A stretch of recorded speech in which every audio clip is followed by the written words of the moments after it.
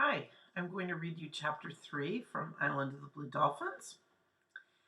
The wide beds of kelp which surrounded our island on three sides come close to the shore and spread out to sea for a distance of a league.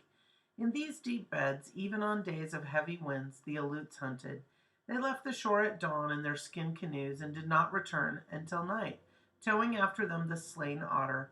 The sea otter, when it is swimming, looks like a seal, but it is really very different. It has a shorter nose than a seal, small webbed feet instead of flippers, and fur that is thicker and much more beautiful.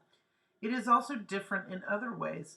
The otter likes to lie on its back in the kelp beds, floating up and down in the motion of the waves, sunning itself or sleeping.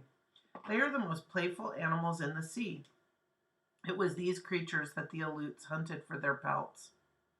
From the cliff I could see the skin canoes darting here and there over the kelp beds, barely skimming the water, and the long spears flying like arrows. At dark the hunters brought their catch into Coral Cove, and there on the beach the animals were skinned and fleshed. Two men who also sharpened the spears did this work, laboring far into the night by the light of seaweed fires. I can't think of a worse job than taking the skins off of adorable little sea otters. They're so cute. In the morning, the beach would be strewn with carcasses and the waves red with blood. Many of our tribe went to the cliff each night to count the number killed during the day. They counted the dead otter and thought of the beads and other things that each pelt meant. But I never went to the cove, and whenever I saw the hunters with their long spears skimming over the water, I was angry, for these animals were my friends. It was fun to see them playing or sunning themselves among the kelp. It was more fun than the thought of beads to wear around my neck. This I told my father one morning. There are scarcely a dozen left in the beds around Coral Cove, I said. Before the Aleuts came, there were many. Many still live in other places around the island, he replied, laughing at my foolishness. When the hunters leave, they will come back. There will be none left, I said. The hunters will kill them all. This morning they hunt on the south. Next week they move to another place. The ship is filled with pelts. In another week the Aleuts will be ready to go. I was sure that my father thought they would leave soon. For 2 days before, he had sent some of our young men to the beach to build a canoe from a log which had drifted in from the sea. There were no trees on the island except the small ones stunted by the wind. When a log came ashore, as happened once in a long time, it was always carried to the village and worked on, where a chance wave could not wash it away.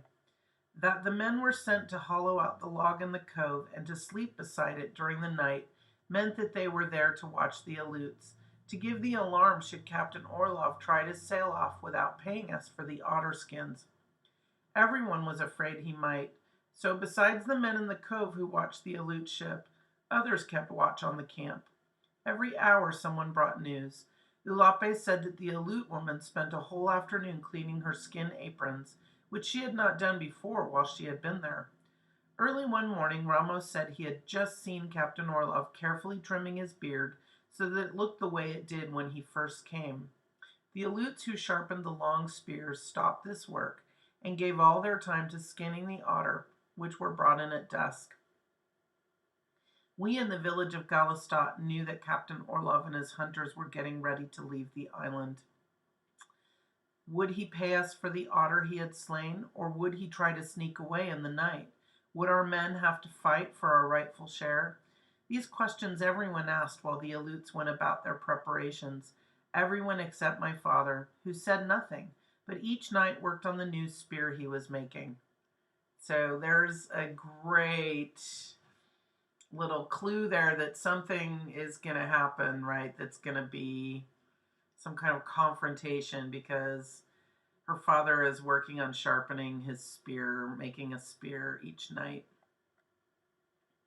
And that is the end of Chapter 3. Hope you enjoyed Chapter 3 of Island of the Blue Dolphins. And I'll be back later with Chapter 4.